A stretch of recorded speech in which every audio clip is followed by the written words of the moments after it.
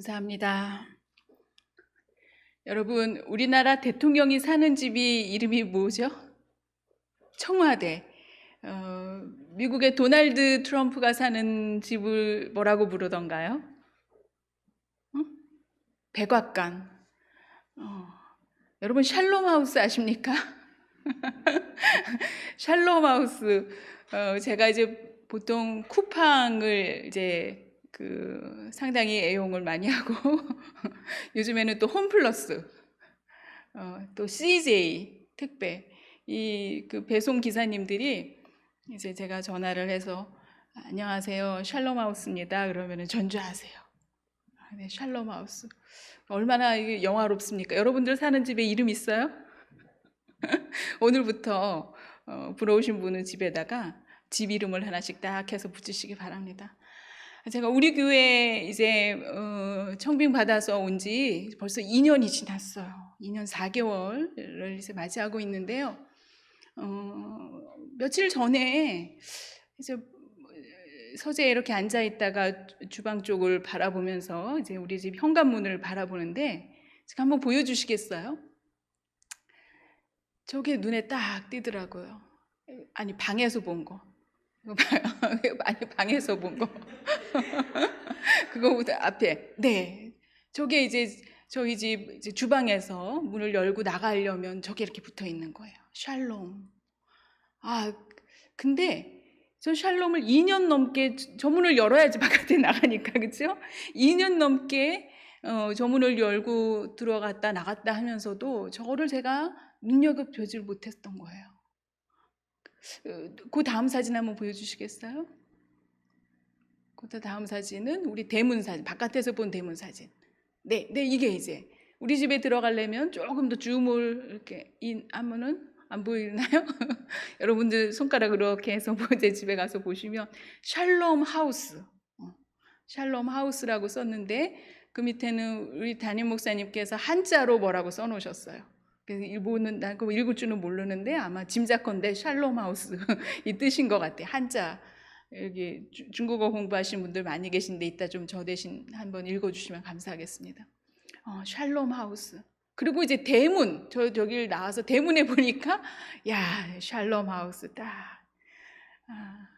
여러분, 하나님이 저를 세상에 2년 넘게 하나님의 날개 아래 하나님이 주시는 샬롬 하우스에, 그리고 내가 잊어먹을까 봐 저를 대문에도 붙여주시고 우리 집 현관에 바깥에도 붙여주시고 현관 안에도 붙여주셨는데 제가 뭐에 바빠가지고 뭐에 마음을 뺏겨가지고 저를 여태까지 마음에 두지 못하고 살았더라고요. 들어왔다 나갔다 하루에도 수없이 보는 저거를 하나님께서 저에게 리마인드 시켜주셨는데 너는 지금 샬롬 하우스에 살고 있다. 하나님이 너를 샬롬 하우스에 넣어놨다 말씀하고 계셨는데 제가 그걸 몰랐더라고요. 저는 하나님이 구별해 놓으신 그 샬롬 하우스에 살고 있으면서도 그 안에서 때로는 외로워하고 그 안에서 때로는 속상해하고 그 안에서 때로는 화가 나고 또 두려워하고 막연해하고 그러고 있었더라고요. 하나님이 이미 나에게 샬롬 하우스, 저 집은 제가 선택해서 간 집이 아니에요. 그렇죠? 하나님께서 정해 놓으신 집에 저를 초대해 주시고 그 집으로 인도해 주셨는데도 저는 그걸 알지 못했더라고요. 그거를 깨닫는 순간 아마 그게 목요일 아침이었던 것 같아요. 얼마나 감사한지 하나님 나에게 하나님께서 이 샬롬 하우스에 살게 해주셔서 너무너무 감사합니다. 또 우리 부평제일교회 성도님들, 또 여러분, 또 우리 담임 목사님, 여러분들께 너무너무 감사했어요. 이 집에 살 수 있는 사람들이 얼마나 많이 있었을 텐데, 그렇죠? 저에게 특별한 집을 주시고 살게 하셨구나. 그것을 다시금 깨닫는 시간이었습니다. 여러분, 샬롬 따라해보세요. 샬롬.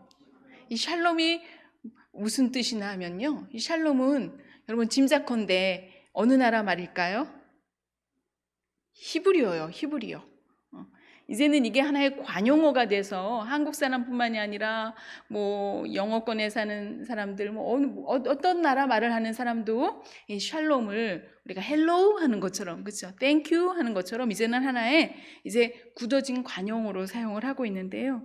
실제적으로 이 단어는 히브리어 단어예요. 근데 이 히브리어 단어가 성경에도 쓰여 있는 고전 히브리어일 뿐만이 아니라 오늘날 현대 마던 히브리어. 그래서 오늘날 여러분들이 이스라엘 가면 수없이 듣는 말이 이 샬롬이에요. 이 샬롬은요, 만날 때도 샬롬해요. 안녕하세요 하는 것처럼 만날 때 샬롬, 하민, 샬롬. 헤어질 때 하민아 잘가 할 때 샬롬 하민 하고 헤어져요. 전화가 오잖아요. 전화가 오면 여보세요 하는 대신에 샬롬 하고 받아요. 또 언제 또 샬롬 쓸까요? 이메일 쓸 때. 영어로는 Dear 시네, 안녕하세요, 친애하는 요한, 이렇게 쓰는 것처럼 이메일 쓸 때도 샬롬 상훈 이러면서 시작을 해요. 또 누구네 집에 방문을 했어요. 우리 집에 누가 이제 찾아왔어요. 그분이 민지가 와서 똑똑 두드려요. 그러면서 제가 문을 열면 민지가 샬롬 하고 이제 들어오는 거예요. 누구네 집에 가서도 샬롬 하고 인사를 하죠. 또 제가 운전하고 가다가 옆에 있는 사람이 차선을 밟았다거나 아니면 옆에 있는 사람이 깜깜한 밤인데 자동차 그 라이트를 켜지 않았다거나 그러면 제가 얘기하고 싶어요. 그렇죠? 그러면은 창문을 내리라 그런 다음에 샬롬 그러고 제 말을 시작해요. 대화를 시작할 때도 샬롬. 이 샬롬이라고 하는 말이 그래서 아주 제일 많이 쓰이는 히브리어 단어 중에 하나이고 여러 상황에서도 쓸 수 있는 말이에요. 여러분이 알고 있는 샬롬은 무슨 뜻을 가지고 있는 단어인가요? 여러분, 우리가 대중적으로 알려진 샬롬이라고 하는 단어의 뜻이 뭐죠? peace, 평화, 그렇죠? peace. 그런데요, 이 샬롬이라고 하는 말을 이제 어원을 찾아서 보면 이 샬롬이라고 하는 말의 뜻은 샬렘 하면은 완전하다, 홀, 그렇죠? 영어로 홀이라고 하는 뜻이에요. 예를 들어서 full moon, 그렇죠? full moon이 뭐죠? 보름달. 아주 조금만 기울인 달은 우리가 보름달이라고 안 해요, 그렇죠? 아주 꽉 찬 달을 보름달인데 이렇게 꽉 찬 완전한이라고 하는 뜻을 가지고 있어요. 저는 영어도 그렇고 히브리어도 그렇고 아주 임팩트 있게 아주 강렬하게 기억나면서 배운 단어들은 잊어먹지 않는 경우가 있어요. 그 중에 하나가 이제 이 샬롬과 관련된 단어인데요. 우리 친구 저보다 10살 많은 이스라엘 예루살렘에 예수님 믿는 유대인이 계세요. 그분이 이제 참 좋으신 분이세요. 그분의 집에 이제 초대받아서 노부모, 90살 넘으신 노부모님이 계시는 집에 가서 밥을 먹고 또 그 집에 오빠들 3분, 또 남동생 1분, 아주 그냥 그 집의 막내딸처럼 제가 아주 가서 맨날 살았어요. 그래서 나중에는 가족들하고 친해져서 우리 친구가 없어도 나 혼자 집에 있다가 심심하면 그 집 가가지고 어머니 보고 밥 좀 주세요. 그리고 밥도 먹고 그렇게 지냈던 집인데 그 어머니 이름은 야파, 또 아버지 이름은 사울이었어요. 그런데 어느 날 이 사울 아버지가 할아버지 연세 90이 넘으셨으니까 그분이 예전에 청년일 때 막 결혼했을 때 얘기를 해주시는 거예요. 이제 막 이스라엘이 독립돼서 얼마 안 됐을 때 얘기죠.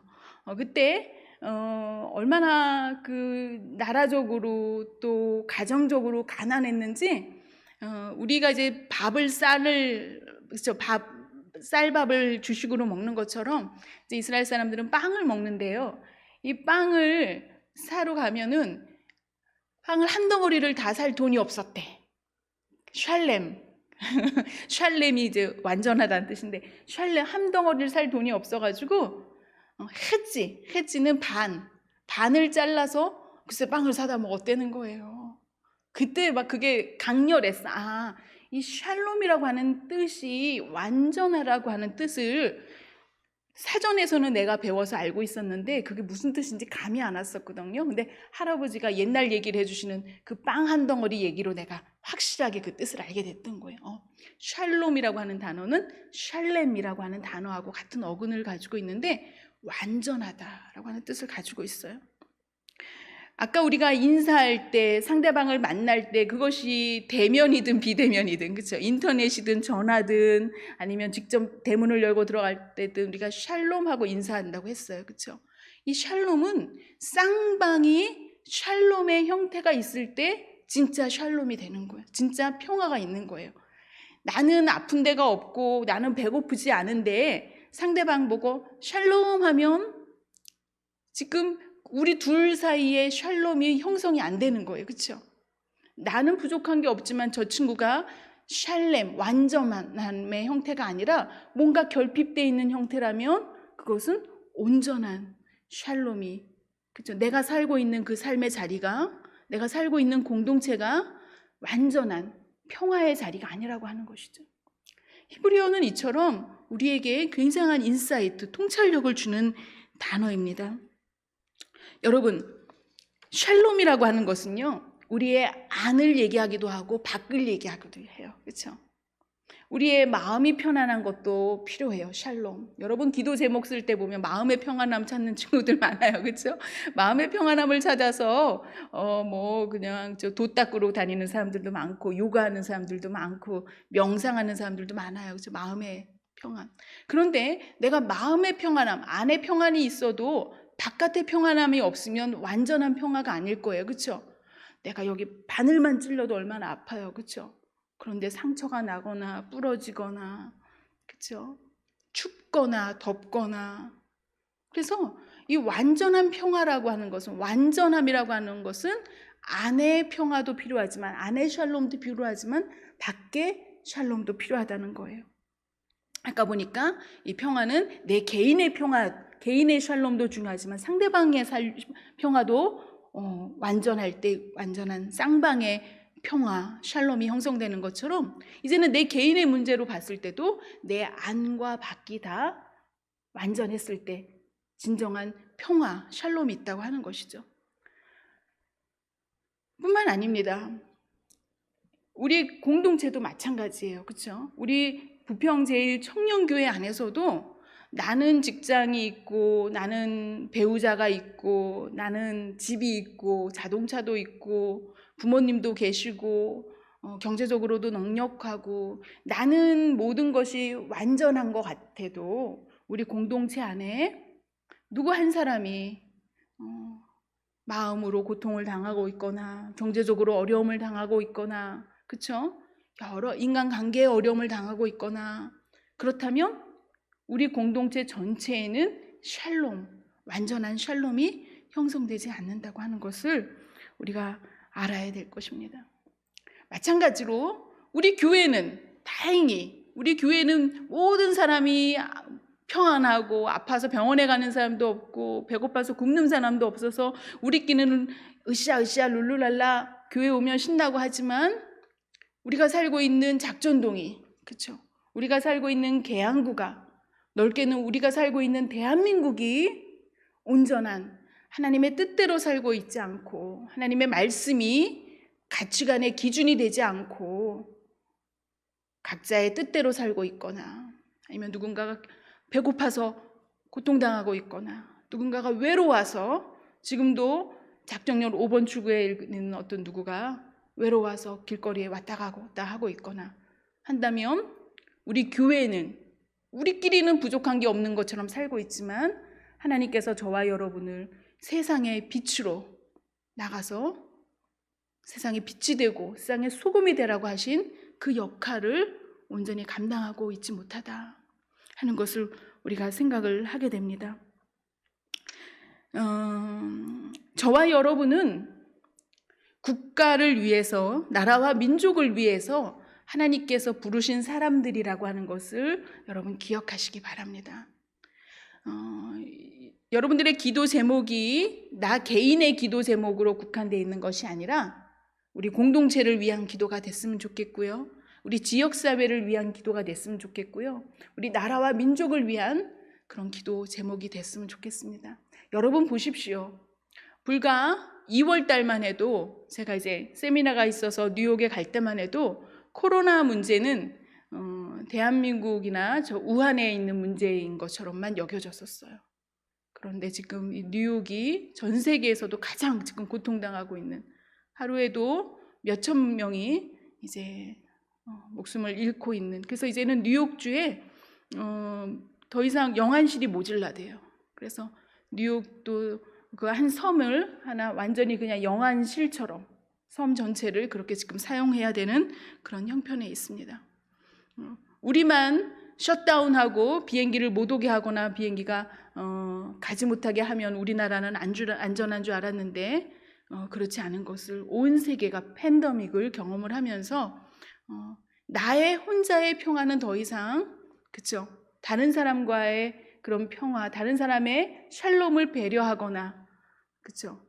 고려하거나 혹은 걱정하지 않은 샬롬은 영원할 수 없고 완전할 수 없는 것을 오늘 지금 현재 저와 여러분이 몸으로, 눈으로, 귀로 우리가 목도하고 있는 현실을 보게 됩니다. 여러분, 지난 수요일 대한민국 국회의원을 뽑는 선거를 치렀습니다. 여러분 다 투표하셨습니까? 투표 안 한 사람 손 들어보세요. 동사무소에 알아봐야지. 네, 여러분 투표를 다 하셨다고 하니까 감사합니다. 여러분들이 여러분들이 뽑은 그 투표권을 행사한 그 기준은, 여러분들이 선택한 사람은 어떤 기준을 가지고 여러분들의 어떤 가치관이 영향을 미쳐서 그 사람을 뽑았습니까? 여러분들이 그 당을 지지해서, 아니면 그 당 대표를 지지해서입니까? 어떤 것이 여러분들이 최종적으로 그 국회의원을 뽑았으면 좋겠다고 여러분들의 투표권을 행사를 했습니까? 하나님을 두려워하는 사람, 하나님을 경외하는 사람, 하나님께서 선택하신 사람은 누군가 여러분 찾아보셨습니까? 결과에 이제 우리는, 여러분들이 어떤 선택을 했던지 간에 이제 저와 여러분은 결과에 이제 책임을 져야 됐습니다. 내가 뽑은 사람이 아니더라도, 혹은 내가 뽑았기 때문이 아니라 이제는 결과에 저와 여러분이 책임을 져야 합니다. 이제 와서 뒤엎을 수는 없어요. 그렇죠? 문제는 하나님의 공의와 사랑의 정치를 감당하는 정부가 세워지기 위해서는 교회가 먼저 하나님의 가치관을 볼 줄 알고 거듭나야 됩니다. 교회가 먼저. 이 교회에는 저와 여러분이 포함되어 있습니다. 저와 여러분이 하나님의 가치관대로 살아야지만, 그렇죠? 그런 정부를 구성할 수 있는 대표를 뽑을 수도 있고, 그런 사람들을 우리가 감시도 할 수가 있다는 것입니다. 저와 여러분이 하나님의 가치관대로 살고 있지 못하다면 누가 뽑히든지 간에 우리는 휩쓸려 갈 수밖에 없습니다. 교회가 하나님의 말씀과 성령으로 기름 부음 받고 영적 대각성을 통해서 하나님의 말씀을 사모하며 실천할 때 우리는 세상이 얘기하는 가치관, 혼합주의, 인본주의, 세속주의와 같은 선동과 선전에 휘둘리지 않을 것입니다. 이게 어려운 말 같지만 여러분, 우리가 보는 미디어, 드라마라든가 음악이라든가 영화라든가, 그렇죠? 퍼레이드라든가 이 모든 것들을 우리가 바라볼 때 이제 늘상 텔레비전에서 그런 이야기를 하고, 늘상 인간의 권리를 얘기해서 동성애 퍼레이드를 하고, 그러니까 매일 보니까 무감각해지는 것이 아니라, 저와 여러분이 하나님의 말씀으로 서 있을 때 그것이 잘못된 것인 걸 우리가 알 수가 있고, 그것이 잘못됐다고 얘기할 수가 있다는 것입니다.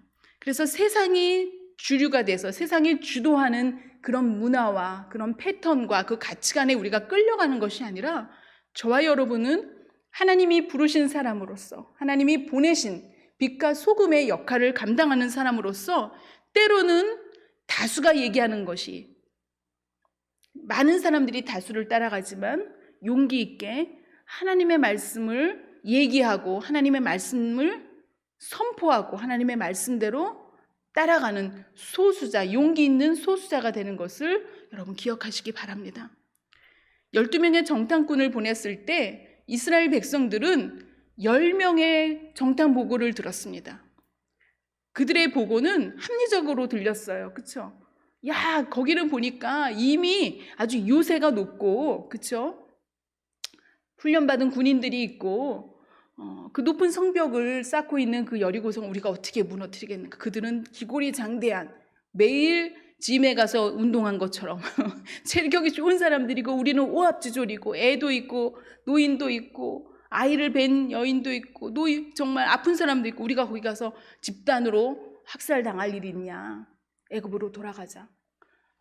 그럴듯한 이야기였습니다. 그렇죠? 세상은 항상 우리에게 그럴듯한 이야기를 합니다. 그 맞아. 인간의 권리죠. 그 사람의 취향을 존중하고 그 사람의 인권을 존중해서 얘기를 해야죠. 그렇죠? 늘 좋은 얘기, 귀에 좋은 얘기, 그럴듯한 얘기로 세상은 우리의 가치관을 속이고 있습니다. 그러나 그럼에도 불구하고 여호수아처럼, 갈렙처럼 돌 맞아 죽을 각오를 하고, 그렇지 않다. 눈에 보이는 저거 보지 말고 놀라지 말고, 눈에 보이지 않는 하나님이 눈에 보이지 않으시지만 그 하나님을 바라보자. 용기 있게 외칠 수 있는 믿음이 저와 여러분에게 있어야 될 때입니다. 일제강점기에 우리나라를 위해서 일어섰던 조선의 젊은이들은 하나님의 복음을 들었던 기독 청년들이었습니다. 언젠가도 제가 설교에서 그런 이야기를 했지만, 독립선언서 선언문을 읽었던 33인 중에 16명이 기독교인들이었어요. 그들이 나라의 독립을 위해서 쫓겨다니고 고문당하고 목숨을 잃기까지 헌신할 수 있었던 것은 살아 역사하시는 하나님의 말씀의 능력을 통해서 그들이 구원의 하나님을 만났기 때문이었습니다. 자, 그러면 그들이 어떻게 하나님을 만나게 되었을까요? 1907년에 평양의 장대현 교회에서 일어난 성령 운동이 바로 그 시작이었습니다. 여러분, 1907년 평양입니다. 지금은 평양에 자유롭게 모여서 예배드릴 수 있는 신앙 공동체가 인정이 되지 않아요. 그냥 선전용 교회들은 있지만, 왜? 여러분, 잊지 마시기 바랍니다. 우리가 북한 국민들, 북한 주민들은 우리 민족이에요. 우리가 사랑해야 돼요. 그렇죠? 우리가 품어야 되고, 통일이 되면 우리가 헌신하고 내가 가지고 있는 것을 나눠야 될 대상이에요. 하지만 여러분이 절대 잊어먹어서는 안 되는 것은 북한 정권은 공산주의입니다. 공산국가예요. 공산국가는 하나님이 없다라고 하는, 그렇죠? 유물론, 유신론을 믿는 것이 아니라 유물론을 믿는 것이 공산국가예요. 우리가 for the sake of peace, 평화를 위해서 우리가 회담을 하고 우리가 만나고 해야 된다고 하는 그런 허울적인 얘기에 여러분 넘어가면 안 됩니다.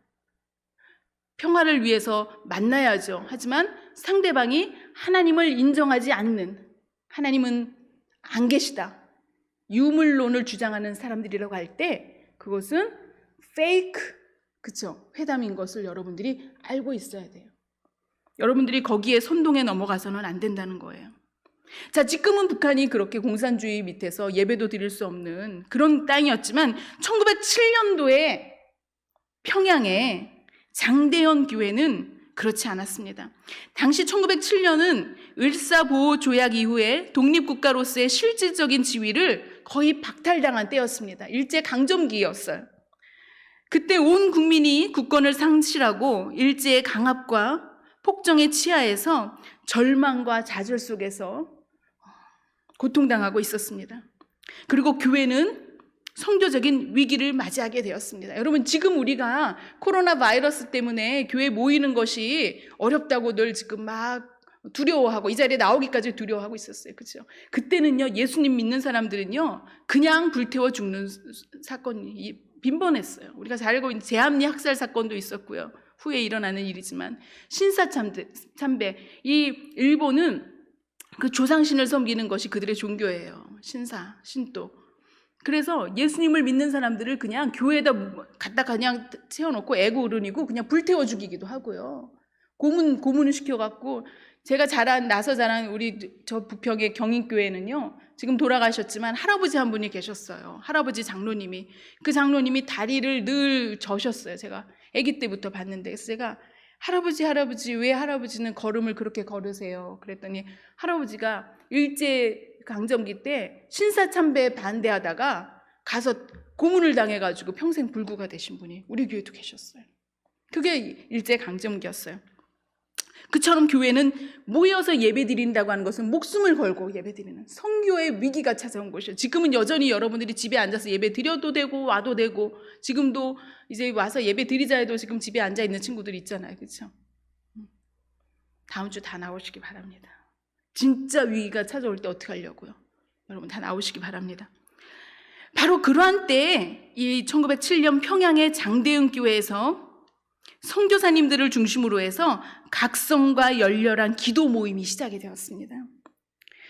하나님이 먼저 깨우신 소수의 사람들이 서슬이 펄언 일제강점기 때 그들이 모여서 교회의 영적인 위기와 도덕적 상태에 대해서 아파하면서 기도하는 회개운동이 일어났습니다.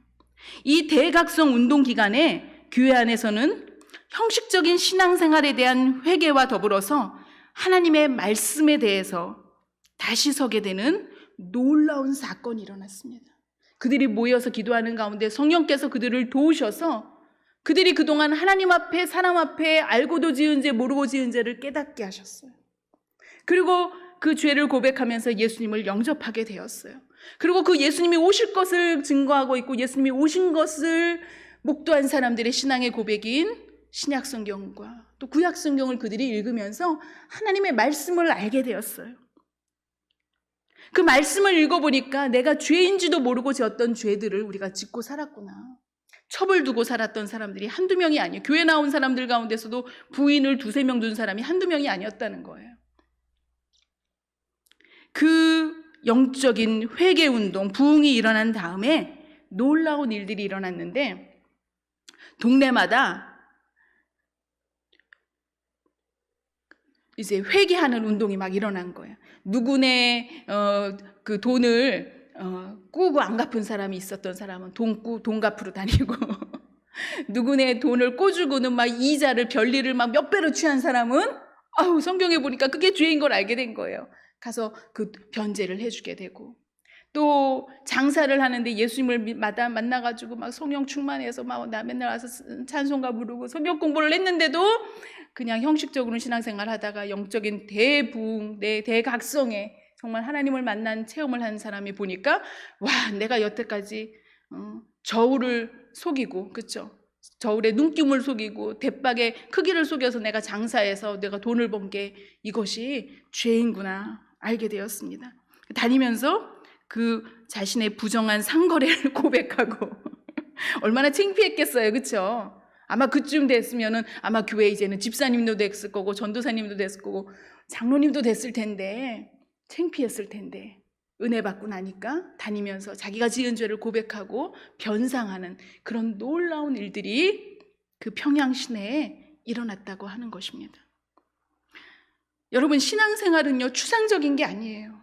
내가 하나님을 믿는다고 하는 것은 추상적으로 하나님을 믿고 내가 찬송을 부르면서 그 멜로디에 감동이 돼서 눈물을 찔끔 흘리다가 문을 열고 나가면 끝나는 것이 아니라 진정한 신앙생활은 영적인 양심의 소리를 들을 수 있는 신앙이어야 돼요. 그리고 그것을 고치고 이제는 내가 살던 삶의 패턴에서 돌아오는 것이 진정한 신앙생활인 것을 여러분 아시기 바랍니다.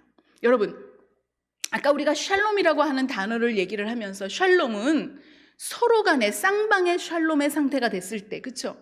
나도 배고프지 않고 상대방도 배고프지 않을 때 진짜 샬롬 했을 때 저쪽에서도 샬롬하는 대답을 들을 수가 있는 상황인 것을 우리가 알게 됐어요. 그렇다면 진짜 내가 살고 있는 이 공동체가 샬롬이 되기 위해서는 가지고 있는 내가, 그렇죠? 배부른 내가 상대방이 배고파하고 있을 때 내가 가지고 있는 것을 나눌 수 있는 믿음이 있어야 되고, 실천을 할 때 그도 배가 고프지 않으면 비로소 샬롬이 되는 거예요.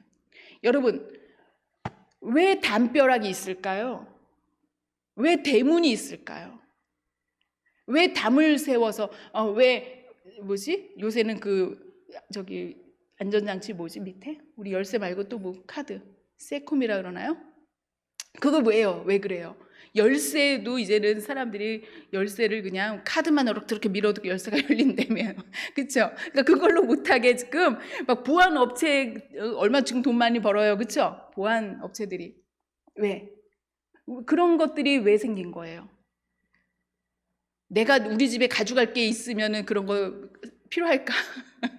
내가 뭔가 우리 집에 뭔가 막 잔뜩 쌓아놓고 있기 때문인 거예요. 그렇죠? 그리고 상대적으로는 그것을 가지고 있지 못한 사람이, 그렇죠? 부족한 사람이 그것을 가져갈까 봐, 그렇죠? 보안 장치를 해놓는 거예요.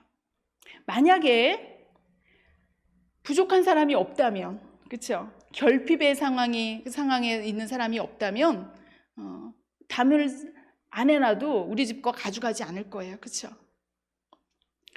담을 쌓고 산다고 하는 것은 그것은 물리적인 담벼락뿐만이 아니라 우리가 인간관계에서도 마찬가지예요. 그렇죠? 저 사람하고 나하고의 담이 있다고 하는 것은 뭔가가 저 사람이 결핍이 있거나 내가 결핍이 있는 것을 서로 나누고 서로 채우고 서로 이해하고 서로 기다리는 그런 여유가 없이 그냥 단절하고 있는, 그래서 나만 안전하면 된다, 그냥 자기 방어이기도 하고 내 것에 대한 보호에 머물러 있기 때문에 우리가 열쇠도 필요하고 대문도 필요하고 담벼락도 필요한 그런 시대를 살고 있는 것을 보게 됩니다.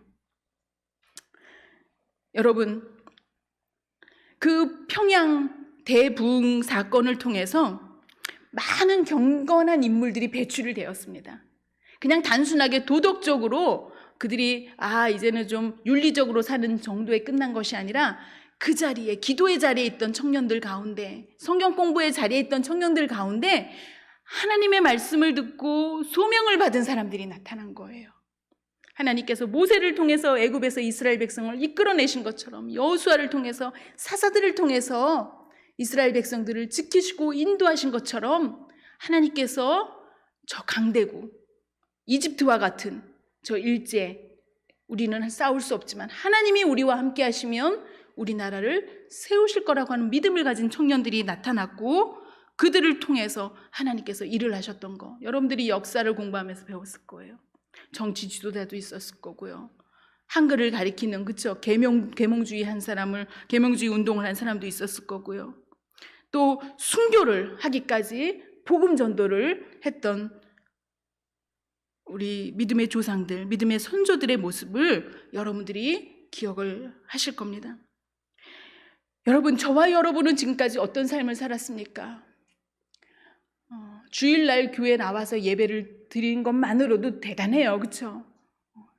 예배 안 드리고 예배 드리는 거 모르고 하나님 아직 모르고 사는 사람들도 얼마나 많은데, 여러분들이 그래도 주일날 이 자리에 나와서 예배 드릴 수 있게 된 것이 어쩌면 부모님 때문이기도 하고, 그렇죠? 태어나 보니까 부모님이 신앙생활 열심히 하시는 가정에서 태어난 사람들도 있을 거고, 어떤 친구는 유학 갔다가 하나님이 만나주신 친구도 있을 거고, 그렇죠?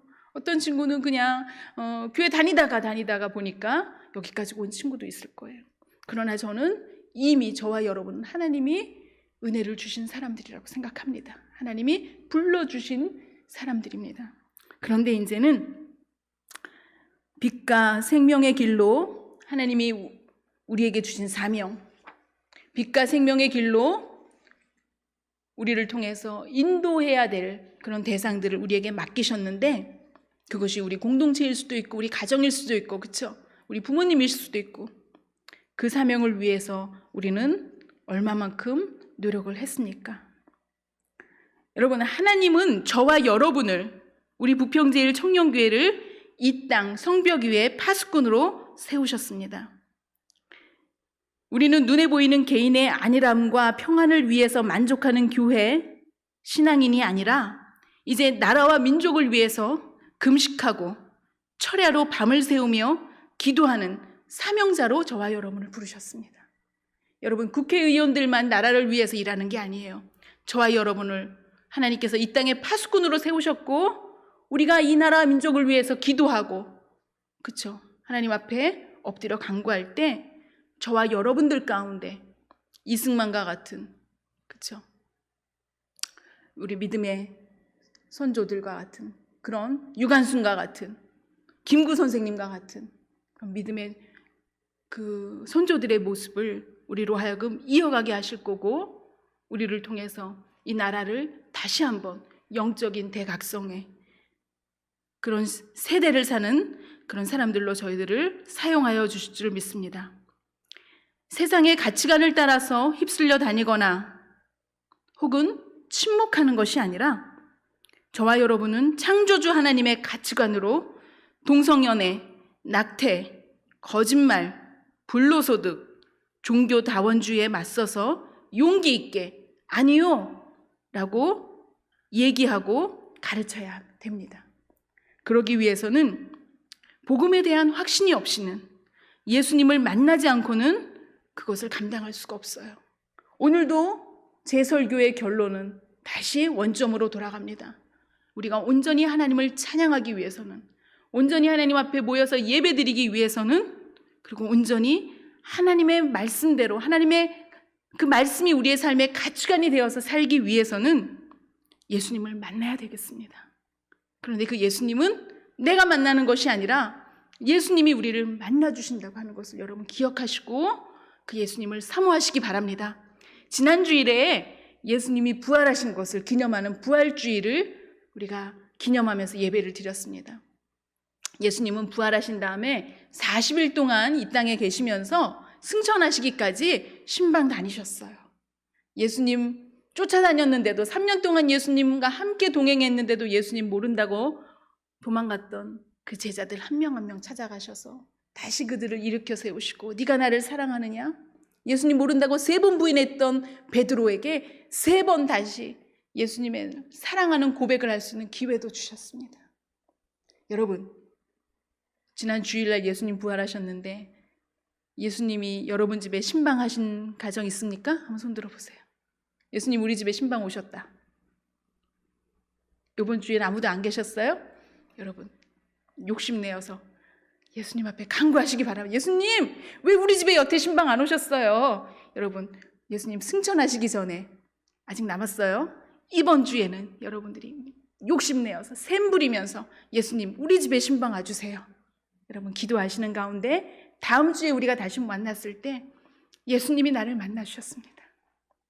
다메섹 도상에서 예수님 모르는, 예수님 믿는 사람을 잡으러 갔던 그 바울을 만나주신 예수님이 우리 집에 찾아오셨고 나를 만나주셨습니다.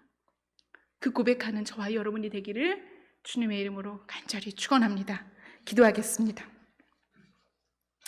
참 좋으신 하나님 아버지, 감사합니다. 오늘 이 주일에 저희들 모여서 함께 예배드리게 하시니 감사합니다. 건강한 모습으로 함께 나와서 하나님을 찬양하게 하시니 감사합니다. 하나님, 이제 저희들의 영혼육이 하나님을 만나기를 원합니다. 하나님 만나 주시옵소서. 그래서 이 나라와 민족을 통해서 하나님께서 하시고 계시는 일들, 또 하고 하실 일들을 온전히 감당하는 기독 청년들로 하나님께서 세우신 빛과 소금으로 서 있는 저희들에게 하나님 인도하여 주시옵소서. 특별히 이번 주일은 이제 우리가 해외 선교 주일로 하나님 앞에 예배를 드리고 있습니다.